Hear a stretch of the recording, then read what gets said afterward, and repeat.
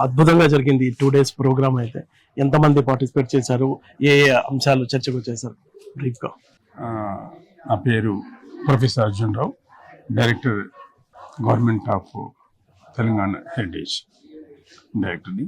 85 సంవత్సరాల తర్వాత department of heritage ఈ న్యూమిస్మాటిక్ సొసైటీ ఆర్గనైజేషన్తో వాళ్ళ 107వ యాన్యువల్ కాన్ఫరెన్స్ మేము హోస్ట్ చేస్తున్నాము.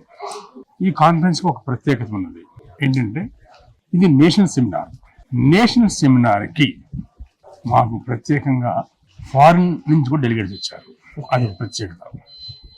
అంటే how the importance of numismatic society చేస్తున్న ఈ జాతీయ సమావేశం కాయినేజ్ మీద, ఎస్పెషల్లీ కాయిన్స్ మీద. కాయిన్స్ అంటే ఇది చరిత్ర రచన శాస్త్రానికి ప్రాథమిక ఆధారాలలో ఇది ప్రముఖ పాత్ర పోషిస్తున్నది.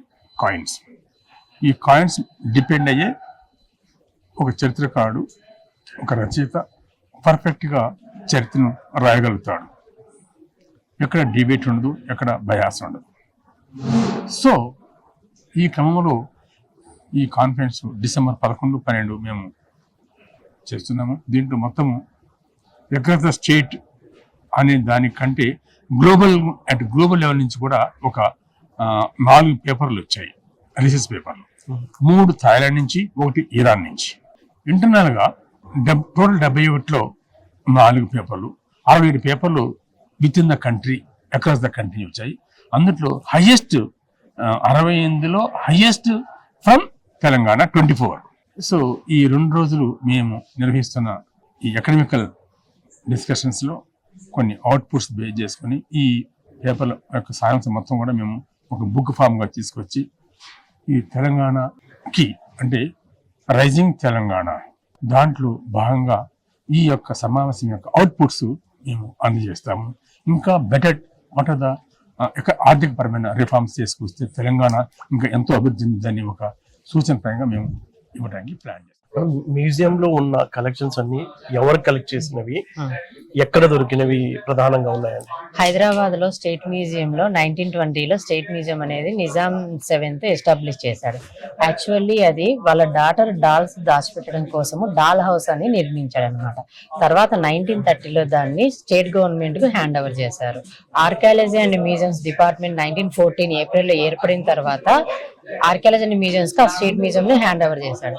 ఆ స్టేట్ మ్యూజియం లో వచ్చేసి ఈజిప్షియన్ మమ్మీ, వైజాగ్ నుంచి విశాఖపట్నానికి 16 కిలోమీటర్ల దూరంలో బావికొండ అని ఉంది. అక్కడి నుంచి బుద్ధుడి అస్థికలు, బ్రాంజెస్, పోర్సిలిన్, సెలెడిన్ ఇవన్నీ కూడా నిజాం కలెక్ట్ చేశాడు అనమాట. ఈజిప్షియన్ మమ్మీని 6th నవాబ్ వాళ్ళ అల్లుడు 7th నిజాం కు గిఫ్ట్ గా ఇవ్వడం జరిగింది అనమాట. 1930లో దాన్ని 1000 pounds కు కొని స్టేట్ మ్యూజియం కు హ్యాండ్ ఓవర్ చేశారనమాట. స్టేట్ మ్యూజియం ఏర్పడిన తర్వాత శతాబ్దానికి సంబంధించి ఉన్నాయి. మనకు కాయిన్స్ 3rd century BC నుంచి 19th century వరకు ఉన్నాయి. వేరియస్ మెటల్స్ లో ఉన్నాయి అన్నమాట.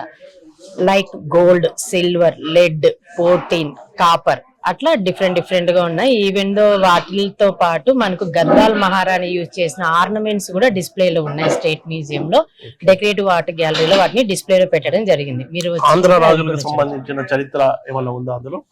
ఆంధ్ర రాజులకు సంబంధించి అంటే బ్రాంజ్ గ్యాలరీలో కొన్ని బ్రాంజ్ ఐటమ్స్ ఆంధ్రప్రదేశ్ కు సంబంధించినవి డిస్ప్లే చేయడం జరిగింది. వాటిని అన్నింటిని కూడా బైఫర్కేషన్ చేసిన తర్వాత ఆంధ్రప్రదేశ్ లో దొరికిన ఆబ్జెక్ట్స్ ఆంధ్రప్రదేశ్ కు పంపించడం జరుగుతుంది.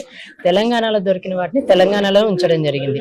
For suppose Egyptian mummy 6th Nizam కొని 7th నిజాం కు ప్రజెంట్ చేయడం వల్ల తెలంగాణకు సంబంధించింది అయి ఉంటుంది అనమాట. సో తెలంగాణలోనే ఉంచబడుతుంది. అది రిమైనింగ్ ఏవైతే ఏపీ నుంచి వచ్చింటాయో ఆ ఆబ్జెక్ట్స్ అన్ని కూడా ఏపీకి వెళ్తాయి. తెలంగాణలో కలెక్ట్ చేసినవి తెలంగాణలో ఉంటాయి.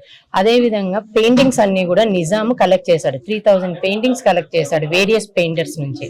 అవన్నీ కూడా తెలంగాణకు సంబంధించినవి కాబట్టి తెలంగాణలోనే ఇక్కడే ఉంటాయి అన్నమాట. ఏవైతే టీటీల రూపంలో వచ్చినవి లైక్ ఆంధ్రప్రదేశ్ నుంచి నెల్లూరు కావచ్చు, విజయవాడ, విశాఖపట్నం నుంచి అక్కడ దొరికినటువంటి ఆబ్జెక్ట్స్ ఇక్కడ స్టేట్ మ్యూజియంలో యునైటెడ్ ఆంధ్రాలో స్టేట్ మ్యూజియం లో డిస్ప్లేలో పెట్టాము. కొన్ని స్టోర్ లో ఉన్నాయి. అవి బైఫర్కేషన్ చేసిన తర్వాత వాటిని డివిజన్ చేసుకుంటాం అన్నమాట. ఏపీకి సంబంధించినవి ఏపీకి పంపించడం జరుగుతుంది, తెలంగాణవి తెలంగాణలో ఉంచబడతాయి అన్నమాట. ఇంకా ఇప్పుడు వరకు అయితే బైఫర్కేషన్ జరగలేదు. ఓన్లీ లిస్టులు మాత్రమే తయారు చేస్తాం. ఫిజికల్ వెరిఫికేషన్ అనేది ఇంకా జరగలేదు అనమాట. ఎందుకంటే ఏపీ స్టేట్ గవర్నమెంట్ ఇనిషియేషన్ తీసుకొని వస్తే అప్పుడు బైఫర్కేషన్ మొదలవుతుంది. ఒక కమిటీ అనేది వేయడం జరిగింది. కమిటీ రిపోర్ట్ ఇచ్చిన తర్వాత బైఫర్కేషన్ జరుగుతుంది అన్నమాట. సార్, హైదరాబాద్ స్టేట్ మ్యూజియం లో దాదాపు 2 లక్షల వరకు కాయిన్స్ ఉన్నాయి. అసలు దాని చరిత్ర ఏమైనా స్టడీ జరిగిందా, జరగాల? ఇది చరిత్ర కొంతవరకు జరిగింది మాట వాస్తవమే, కానీ ఇంకా జరగాల్సింది ఇంకెంతో ఉంది. ఆ కాయిన్స్ అన్నీ కూడా స్టడీ చేసి వాటి డీటెయిల్స్ని పబ్లికేషన్స్ రూపంలో బయటికి తీసుకొస్తే మన చరిత్ర చాలా వరకు మారిపోవడానికి ఆస్కారం ఉంటుంది. కొత్త విషయాలు బయటకు వస్తాయి. అది టేకప్ చేయాలి. ఇంకోటి ఏంటంటే ఈ కాయిన్స్ స్టడీ చేయడానికి స్కాలర్స్ని వాళ్ళని ఇన్వైట్ చేయాలా, లేకపోతే ఎవరైనా దాన్ని వాటిని రీడ్ చేయడానికి స్టడీ చేయడానికి వచ్చినట్టయితే వాళ్ళకి కావాల్సినటువంటి ఫెసిలిటీస్ ప్రొవైడ్ చేసినట్టయితే మనకు కొంతలో కొంత అయినా కూడా ఇది బయటికి రావడానికి ఆస్కారం ఉంటుంది. ఓకే, ఎంతమంది స్కాలర్స్ అవసరం అవుతారు స్టడీ చేయడానికి? అన్ని లక్షల్లో ఉన్నాయి కాబట్టి. లక్షల్లో ఉన్నాయి కూడా టైం పడుతుంది. ఇప్పుడు 100 మంది స్కాలర్స్ రమ్మంటే రారు కదా. అందులో అన్ని కాయిన్స్ కూడా ఒక స్కాలర్ స్టడీ చేయలేరు. ఎర్లీ కాయిన్స్ ఉన్నాయి, అంటే ప్రీ శాతవాహన కాయిన్స్, తర్వాత పల్లవ కాయిన్స్, చోళ కాయిన్స్ ఉన్నాయి. దాని తర్వాత కాకతీయ కాయిన్స్ వస్తాయి, తర్వాత బామనీ కాయిన్స్ వస్తాయి, దాని తర్వాత మొఘల్ కాయిన్స్ ఉన్నాయి, దాని తర్వాత వచ్చేసి మళ్ళీ నిజాం కాయిన్స్ వస్తాయి. ఇవన్నీ ఒకళ్ళు రీడ్ చేయలేరు, స్టడీ చేయలేరు. ఒక్కొక్కళ్ళు ఒక్కొక్క ఎక్స్పర్ట్స్ ఉంటారు. ఎర్లీ కాయిన్స్కి ఒకళ్ళు ఎక్స్పర్ట్స్ ఉంటారు, మిడిల్ కాయిన్స్కి ఒకళ్ళు ఎక్స్పర్ట్స్ ఉంటారు, ఈ ముస్లిం కాయిన్స్కి ఒకళ్ళు ఎక్స్పర్ట్స్ ఉంటారు. ఏ ఎక్స్పర్ట్స్ వాళ్ళు స్టడీ చేసి వాళ్ళు తీసుకురావాల్సి ఉంటుంది. అది టేకప్ చేసుకోవాలి. ఎంత టైం పెట్టుకోవచ్చు సార్ దీనికి? దాదాపుగా 1 year లో కంప్లీట్ చేయవచ్చు ఆ ప్రాజెక్ట్? It's not possible. 1 yearలో అనేది నాట్ పాసిబుల్. మీరు 100 స్కాలర్స్ని తీసుకొచ్చి పెట్టినా కూడా 1 yearలో కాదు. ఓకే, సో దిస్ స్టడీ అయితే జరిగితే అద్భుతమైన కొత్త చరిత్ర స్టడీ అనేది స్టార్ట్ అవుతే అది it may take 1 year. 1 year అంటే it may take 10 years, doesn't matter. But work అనేది స్టార్ట్ అయ్యి కంటిన్యూగా పోతూ ఉంటే, పబ్లికేషన్స్ అయిపోయిన తర్వాత పబ్లికేషన్స్ వస్తూ ఉంటాయి బయటికి. దానివల్ల ఏంటంటే న్యూస్మెటిక్స్కి చాలా అవసరం, న్యూస్మెటిక్స్కి చాలా కన్వీనియంట్ అవుతుంది. దానివల్ల ఈ న్యూస్మెటిక్స్ బయటికి వచ్చిన తర్వాత హిస్టరీ యొక్క ఆ డైనస్టీస్ యొక్క హిస్టరీకి చాలా తోడ్పడుతుంది. మ్యూజియంలో ఎన్ని నాణ్యాలు ఉన్నాయి? అవి ఆంధ్రప్రదేశ్ కూడా చెందినవి కొన్ని ఉన్నాయా? అయితే ఇది state museum comes under our department. దీంట్లో మొత్తం 14 గ్యాలరీలు ఉన్నాయి. 14 గ్యాలరీలో ఒక్కొక్క గ్యాలరీలో కొన్ని Jain gallery, Buddhist gallery, painting, art facts, తర్వాత సమ్ ఆర్నమెంట్స్, కాయిన్స్, ఇంకా రకరకాల గ్యాలరీస్ ఉన్నాయి. ఇటీవల ఒక 10 days బ్యాక్ మేము మా deputy director doctor P Nagaraju and other teams పంపించేసి రామగుండం సింగన్ కాలేజ్ ఏరియాలో కొన్ని ఫాసిల్స్ కలెక్ట్ చేసుకొచ్చాము. దట్ ఇండికేషన్ దట్ ఇది 300 BCకి సంబంధించిన మెగాలిథిక్ దానికి. అయితే అవి కూడా ఒక ప్రత్యేక మ్యూజియంలో ఒక ప్రత్యేకంగా ఒక గ్యాలరీని 15వ గ్యాలరీగా మేము ఏర్పాటు చేయడానికి మేము సలహాలు చేస్తున్నాము. దానికి కావలసిన సహాయ సహకారాలు సిఎస్ఆర్ నుంచి సింగన్ కాలేజ్ వాళ్ళు మాకు ఏర్పాటు చేస్తున్నారు. అయితే మీరు అడిగిన question, gold coins 2,94,000 gold coins మొత్తం, గిట్ కావచ్చు, కాపర్ కావచ్చు, మెటల్ కాయిన్స్. ఈ కాయిన్స్లలో ఈ ఆంధ్రప్రదేశ్ తెలంగాణ బైఫికేషన్ అయినాక 44,000 కాయిన్స్ వాళ్ళకి సంబంధించిన కాయిన్స్ పక్కన పెట్టాము. 2,50,000 కాయిన్స్ కూడా మా మ్యూజియంలో మేము కూడా భద్రపరిచాము. నా ఆలోచన ఏంటంటే as director of the archaeology ఈ కాయిన్స్ మొత్తాన్ని కూడా డిస్ప్లే చేసి ఏర్పాటు చేస్తే ఎవరైతే ఫిజికల్గా సందర్శనం వస్తారో వాళ్ళు చూస్తారు. డిస్ప్లేషన్ చేయటం వల్ల అక్రాస్ ద గ్లోబల్ లెవెల్ ఉన్న స్కాలర్స్కి, నాణ్యాలు చూసే అభివృద్ధి ఉన్న సమాజానికి యాక్సెస్ ఉంటుందని ఒక ఆలోచనతో స్టడీ చేసే అవకాశం కూడా ఉంటుంది. బేసికల్గా డిజైన్ చేస్తే కాయిన్స్ మొత్తం అది మేము ప్లాన్ చేయబోతున్నాం. అది ఒక ప్రత్యేకత. సార్ ఇంకా బైఫర్గేషన్ కి సంబంధించి ఇంకా ఇద్దరి మధ్య డివైడ్ అవ్వలేదా? చాలా ప్రాపర్టీస్ ఉన్నాయి, మమ్మీ ఉంది, బుద్ధుని అస్థికలు ఉన్నాయి, ఇంకా ఆంధ్రాకి సంబంధించి చాలా ఉన్నాయి. చేశారు. వాళ్ళు తీసుకెళ్ళడానికి ఎందుకు ఇష్టపడటం లేదు? ఎందుకు ఇష్టపడరు? ప్రిపేర్ చేసుకుని వాళ్ళకి కెపాసిటీ ఉండొద్దు. ఓకే.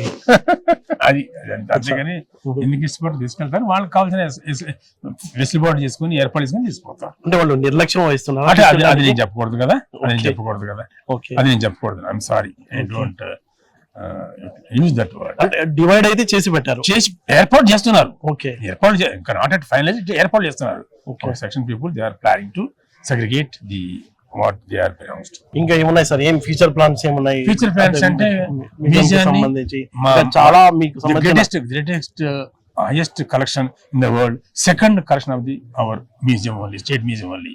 First బ్రిటిష్ లో ఉంటే, ఇంగ్లాండ్ లో ఉంటే సెకండ్ మ్యూజియం ఉంది. దీన్ని ఒక గ్లోబలైజేషన్ చేసేసి ఒక ఇంటర్నేషనల్ లెవెల్లో తీసుకెళ్ళాలని ఒక ఆలోచనతో ఉన్నాము. దానికి మా చీఫ్ స్పెషల్ సెక్రటరీ గారు శ్రీ జయసింజన్ ఐఎస్ గారు మాకు ఎన్నో ఆలోచనలు, అడ్వైజెస్, ఆలోచనలు ఎంకరేజ్మెంట్ చేస్తున్నారు. వారు కూడా ఎంతో కృషి చేస్తున్నారు దీన్ని ఒక సిస్టమేటిక్గా చేయాలని. వారి ఆలోచనలుకి మేము అనుగుణంగా నడిచి ఆ మ్యూజియంని ఒక ఇంటర్నేషనల్ లెవెల్లో తీసుకెళ్ళడానికి ప్రయత్నం చేస్తున్నాం. అంటే బ్రిటిష్ మ్యూజియం తరహాలో ఆ తరాలు అంత కాకపోయినా కానీ అకౌంట్ అవర్ దీని ప్రకారంగా తీసుకెళ్లి ప్రయత్నం చేస్తున్నాం. ఎంతవరకు రీచ్ అవుతుందని తర్వాత. Okay sir, thank you.